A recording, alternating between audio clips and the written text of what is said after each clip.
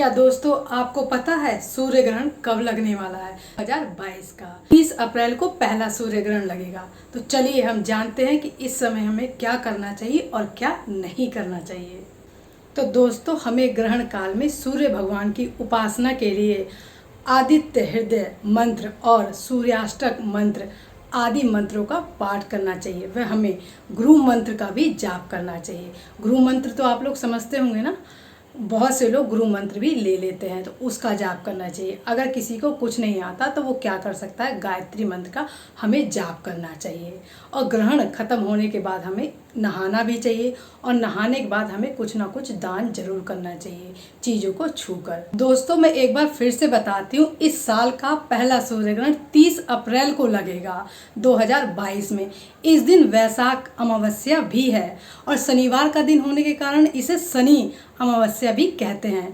और ज़्यादातर सूर्य ग्रहण आप जानते हैं अमावस्या तिथि को ही लगता है। और हमारे ज्योतिष शास्त्र जो होते हैं ना, उनके अनुसार क्या होता है, सूर्य और पृथ्वी के बीच में चंद्रमा आ जाता है। जैसे कि समझिए, ये सूर्य हो गया और ये हमारी पृथ्वी हो गई, और इन दोनों के बीच में हमारा अगर चंद्रमा आ जाएगा तो हमारी जो सूर्य की रोशनी है वो हमारी पृथ्वी पर नहीं जाती है ना। तो इसी को हम क्या बोलते हैं, इसी को हम सूर्य ग्रहण बोलते हैं, क्योंकि सूर्य हमें दिखाई नहीं देता है, तो इसे ही सूर्य ग्रहण बोलते हैं। इस बार हमारा सूर्य ग्रहण, मैंने आपको बताया ना, ये शनिवार को देर रात 12:15 पर शुरू होगा, और इसका समापन कब होगा, अगले दिन यानी 1 मई, और दिन रविवार को सुबह 4:07 पर इसका समापन हो जाएगा। तो मैं एक बात आपको बताना चाहती हूँ कि ये जो सूर्य ग्रहण लगेगा हमारा 30 अप्रैल को, ये भारत में नहीं दिखाई देगा।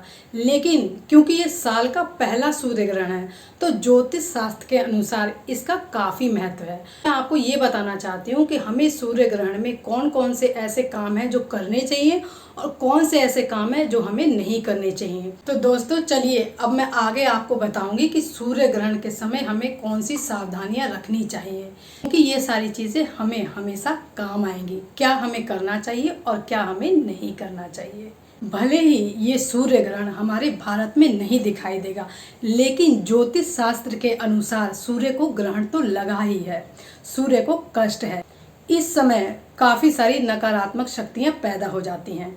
तो दोस्तों, हमें उन नकारात्मक शक्तियों का विनाश करना होगा। कैसे करना होगा, मैं आपको कुछ मंत्र बताऊंगी, इन मंत्रों को आप पढ़िए। तो चलिए हम शुरू करते हैं। ओम ह्रीं बंगलामुखी सर्वदुष्टानां वाचम मुखम पदम स्तम ज्रीवाहम कीलय बुद्धि विनाशाय ह्रीं ओम स्वाहा। यदि आप इस मंत्र का जाप करते हैं तो सारी नकारात्मक शक्तियां खत्म हो जाएंगी। अगर आप इस मंत्र को माला के साथ जपते हैं, ज़्यादा नहीं हो सकता तो आप 5 बार ही जपिए, इसका आपको ज़रूर फ़ायदा होगा। दोस्तों, यदि आप किसी चीज़ की प्राप्ति करना चाहते हैं तो आपको मैं एक मंत्र बताती हूँ। आप अपने मन में अपनी कामना को रखिए, इस मंत्र का आप जाप करिए, आपके मन की मनोकामना पूरी होगी। तो चलिए हम जानते हैं कि वो सिद्धि प्राप्त करने का मंत्र कौन सा है।